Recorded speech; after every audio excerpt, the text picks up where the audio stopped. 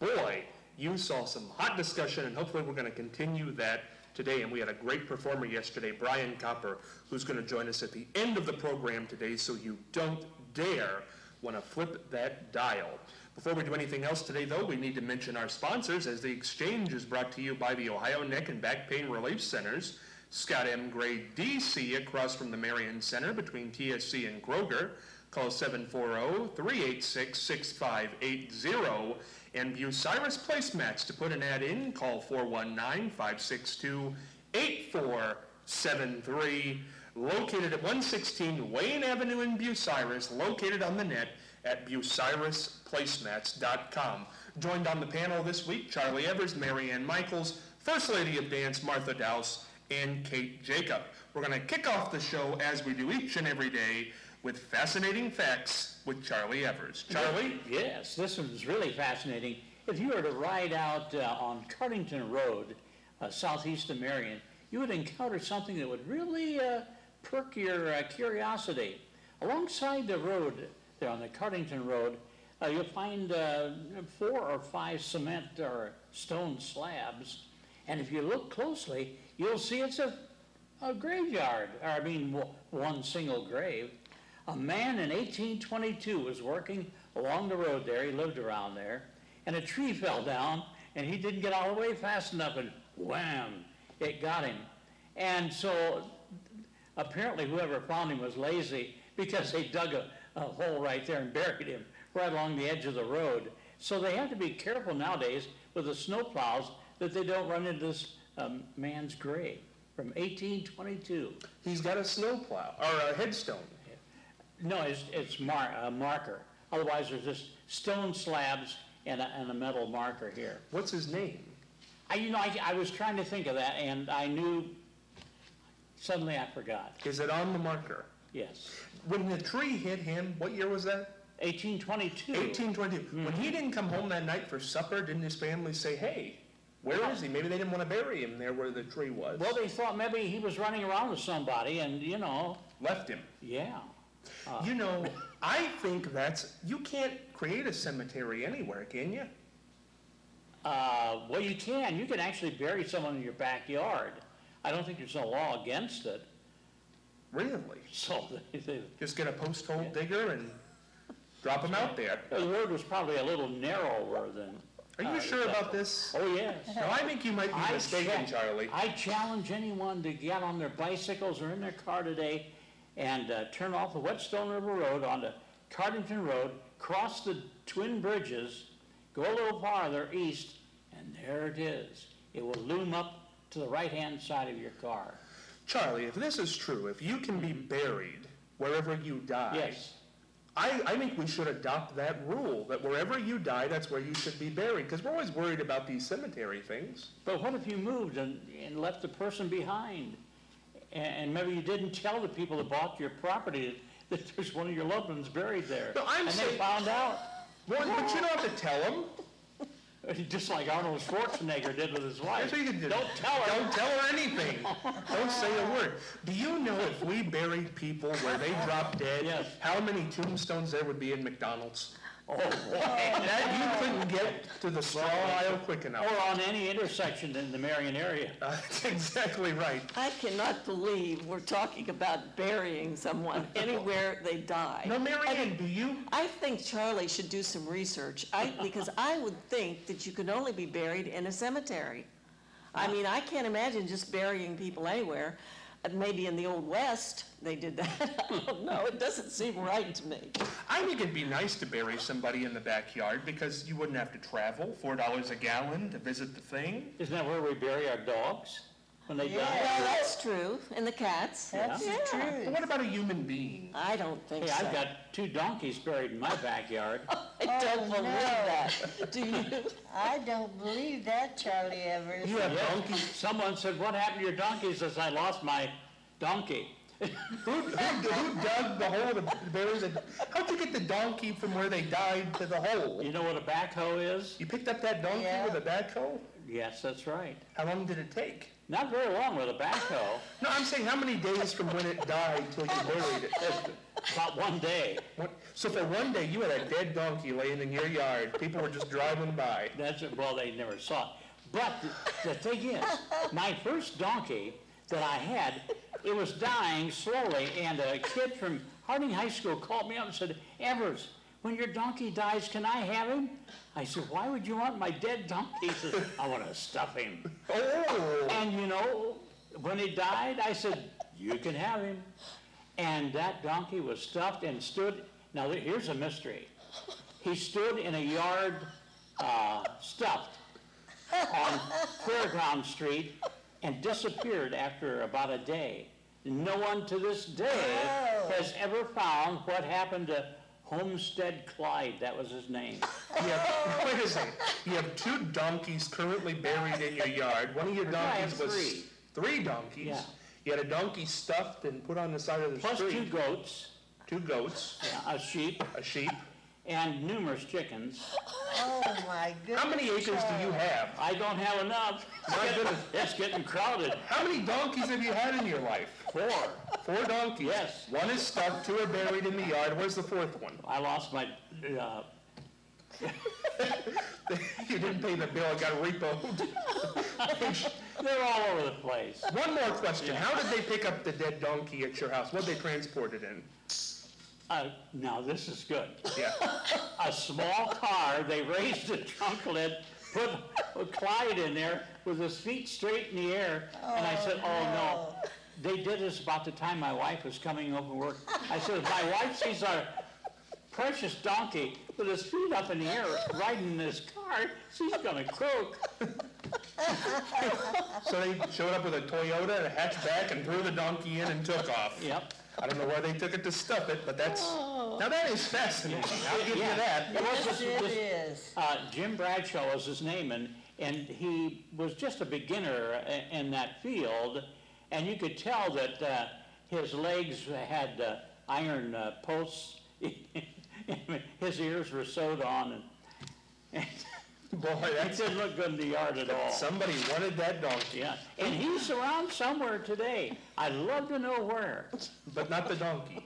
No, yeah, I want to find out where Clyde is. Yeah, that's Yeah, something I'd like to- fascinating. I'd like to rebury him in the backyard. Got room? Oh, yes, I can make room. There you go. There's his innards, He would be incidentally. all in bones, Charlie. His innards are still buried on Fairground Street, though. When he was, processed in stuffing, they took his innards out and buried him with a tombstone. Well, now we're talking about donkey innards. Yeah, I'll tell you what, if people haven't left us now, they're not leaving. Donkey But it's a innards. true story, that's it. I would throw that stuff away. I don't know. A I lot don't of think things I'd in bury my it. life are unbelievable. That is unbelievable, I have to say. I do want to let people who are left out there know that we're going to start a little talent competition here on The Exchange. Ohio Entertains, and if you want to be in this, anything you can do, magic, sing, dance, talk well, throw a baton, anything of that nature, go to our Facebook page, The Exchange Marion, on Facebook, like us, tell us your name, your age, what your talent is, 16 years and above, and you could be on this program performing, and the panel up here will judge, and we will pick the first ever Ohio Entertains Exchange champion. How about that? Oh, that sounds great. Isn't that a good I idea? wonder if Arnold would call. Let's see if we can get Arnold. We should call Arnold up and see. I'm sure we'll have some Douse dancers involved in that program. You sure will. They're called Dowsketeers. I can't wait to have him here, Martha. Kate, do you have a talent in that regard? Not really. No, neither do I. You're with us on this one. Mary Ann can sing. I've heard Mary Ann sing before. I used to sing, yes. No, Mary Ann, here we are. No, I'm not going to ask you to sing. But No way. No. But we did this on the radio show. We've never done it on the TV show. You were a cheerleader.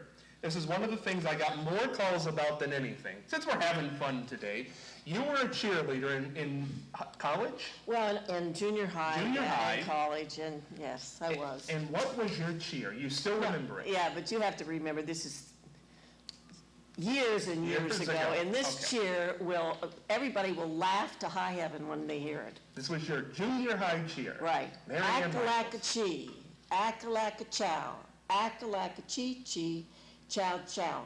Boomerang, boomerang, sis boom ba, Triadelphia, Triadelphia, rah, rah, rah. Well, that's good, Mary Ann. It's horrible. No, it isn't. You would That's never nice. see that in a cheer. Ack-a-lack-a-cho, I ack-a-lack-a-cho. could never be a cheerleader in this day and age. I mean, all of those acrobatics that they do, I mean, all we did was, jump, and put our hands behind our She could back. have been a Dalsketeer. She could have been a Jousketeer, absolutely right. Now, we're coming to you again, Mary Ann, because we do this on Tuesday. It is Off the Rack with Mary Ann Michaels. Going to discuss some fashion this week, Mary Ann. Tell us all about it. Well, I don't know how I can segue from donkeys that are buried in the backyard to fashion, but I will try. I don't know why Scott wants me to do fashion. I am not a fashion guru, as I said the very first time I did this. But since I was the only woman on the original panel, I got stuck with it. So bear with me.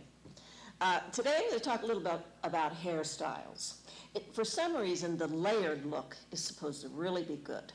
And there's the medium layered haircut, there's the bold haircut, layered haircut, that's usually the real, real short, or the layered shoulder length, whichever suits you.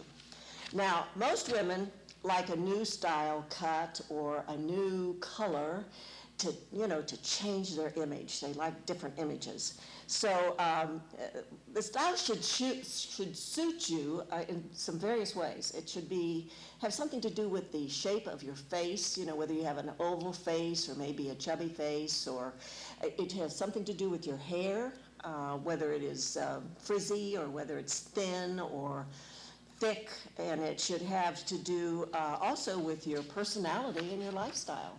So you have to choose what you think would be best for you. Some women who have real curly hair just long for straight hair. And there is a way you can straighten your hair. You can either go to a salon to have it straightened, or I think there are certain preparations at the stores, where they sell cosmetics that will probably do the same thing. And then there are people who have straight hair, who want curly hair. It seems we're never satisfied. That, of course, is easy because you can get a permanent, or you can use, the brush, curling brush or the curling iron for that. Then, inside every woman, there's a little girl who wants to play dress up. So women's clothing styles are probably more diverse and more accepting of individual preferences than they ever have been. And, we have to look at the models, who model all of these beautiful clothes, and we can't get discouraged because, let's face it, no one has a shape like a model. They're very lithe and they're very suave and they're very svelte. But, you can find something that fits you. A lot of times it takes a little bit of shopping. I have a couple suggestions for every wardrobe. First of all, you should have a white blouse. Actually, you should have several white blouses. You could have a very dressy white blouse, like in satin or silk or roughly. And then you could have a sporty blouse. You could have a blouse that you would wear on the, a short-sleeved blouse you'd wear on the golf course. Or you could have a sweatshirt that's white, for fun things. And then a jacket is another wardrobe workhorse. And jackets, you should have several jackets. A lot of dresses come with jackets. But you could have a sporty jacket that you'd wear out to lunch, or that you would wear, to work. Or you could have a very elegant jacket that you would wear maybe to a wedding or to a special affair. Then also there's one-of-a-kind shawl jackets that are very, very popular. But anyway, I don't know if that helps you out or not, but you can always get on Google, and Google tells you a lot of things about fashion. Absolutely. Good fashion report this week, Marianne. Nothing about men Very this good, week. Mary Ann. It's very nice. Now, we'll have to get into sometime what is age appropriate. I think that would be interesting. Yes, We'll have to yes. talk about that. Want to go into the current event this week because, boy, it's a big one. A bill approved by the Ohio House which would allow certain gun owners to take concealed firearms into bars, restaurants, and other places where alcohol is served is sparking some controversy. The House voted 56 to 39 to approve the bill that would allow people to carry concealed guns into restaurants or bars as long as the license holder does not drink any alcohol. The measure also would let some gun owners carry or transport a loaded handgun in a vehicle, regardless of whether it is in a secured holster or case. And that's passed. Now, here's the thing. Who's going to be on the honor system when they go to those bars and say, oh, I have a gun, I'm not going to drink today? Charlie, what do you think? Why would you go in a bar anyhow if you weren't going to drink? Why do you need to carry a gun into a bar anyways? I don't know, maybe to trade guns. Maybe you had guns some and- people that had some guns they wanted to sell. I know we're going to catch flack for talking about this because we're going to catch Second Amendment flack. They did this in the old movies. They did, but now here's the thing. You're allowed to take them into restaurants that do not serve alcoholic beverages right now. You're allowed to take them into department stores. I saw somebody in a department store here in Marion the other day with a holster on their side. What do you think, Marianne? Oh, I think it's absolutely atrocious. I'm sorry. I realize that the NRA is one of the most potent lobby group in the country. And I think that, I think for hunting, I think it's fine. Why would you be able to, I mean, there are so many kooks out there that, somebody might upset them and they have a gun, and all these places where they go in and they use these guns and kill multiple people. I think it's terrible. I think it's ridiculous. I think it's frightening. I'm sorry. I was a little leery when they passed the first gun legislation, but now you're taking them into bars. People are not tip-top when they've had a few to drink. And who's to say you did honor the honor system and you didn't drink because you had a gun. What if somebody knocks the gun off of you who has had something to Well, drink? and now they're saying that you could take them in colleges. I think there's someplace out west, I think I heard something where they're allowed to carry a gun. And I don't understand it. People are nervous. Kate, what do you think? I'm not entirely sure where I stand on the gun issue, but I think that it's important to look at the side that, with the Second Amendment, what you said is the right to bear arms. So we have that ingrained in our foundation of our country. But I think it's very different context today than what it was before. And so,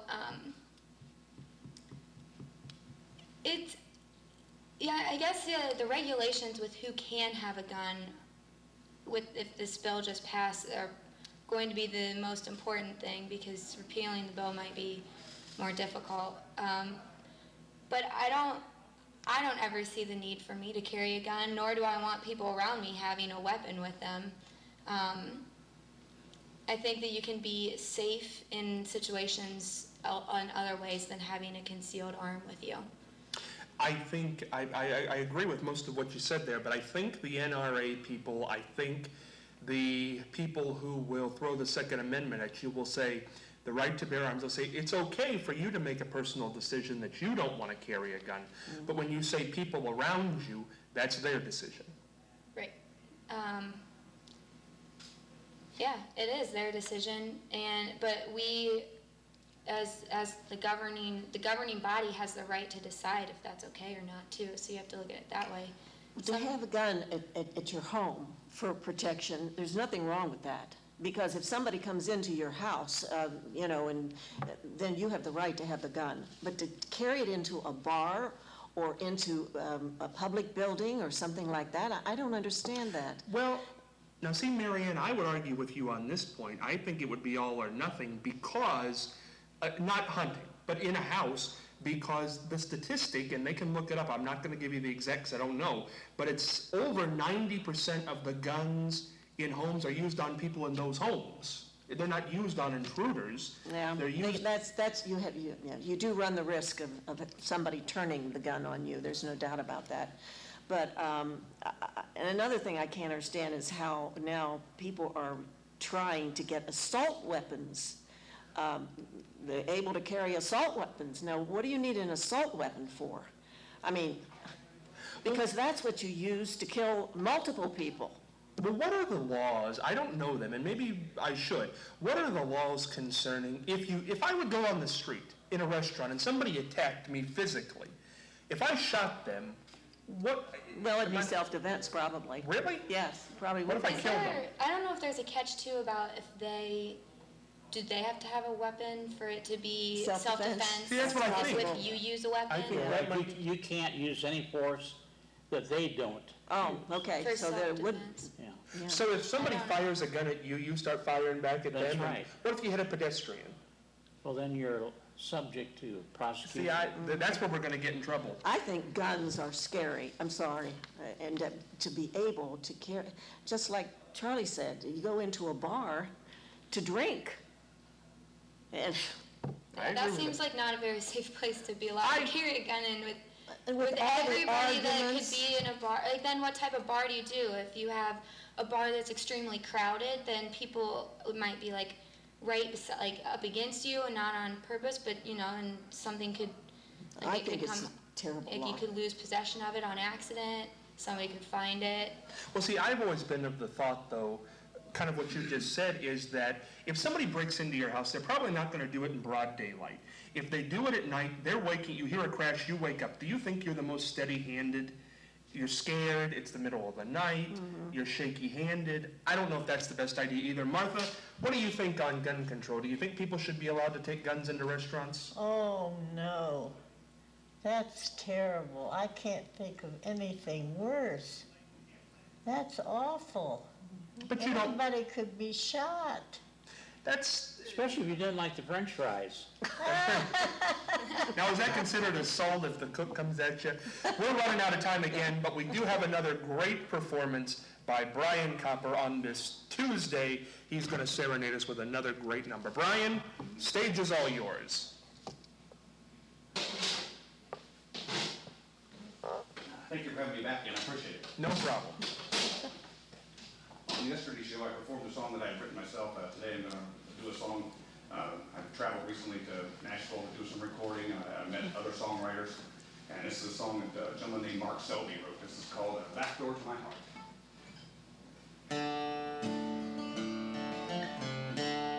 There's a back door to my heart.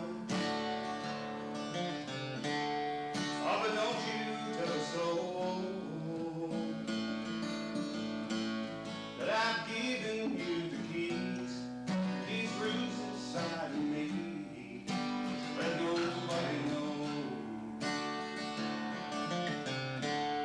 It's the color of my pain.